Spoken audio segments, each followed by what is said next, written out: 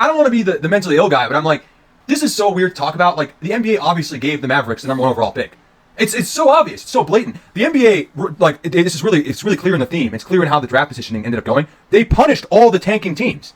They punished anyone who was tanking. The NBA did this. The NBA said, we'll give the Mavericks #1 because quite literally they sacrificed themselves for the NBA. They sacrificed themselves, so they gave them #1. Okay.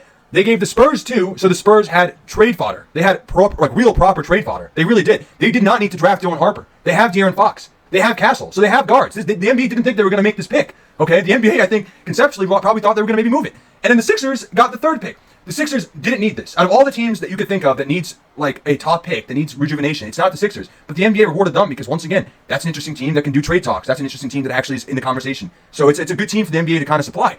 Then you see the order. The NBA quite literally said, the teams with the best 4 odds, you are going to get fucked. We're going to give you picks 4 to 7. You're going to sit there and you're going to stay there. Don't do this shit again. Like, don't tank. There was 4 or 5 teams that won under 20 games. Don't do this again. And that's what they did. They said, hey, you next 4 teams with the best odds, you can go through 4 and 7. We'll give the Nets 8 because they were the next best team after that. And then everyone else can go fuck themselves. The Raptors were the next after. They got 9 and everyone else is whatever.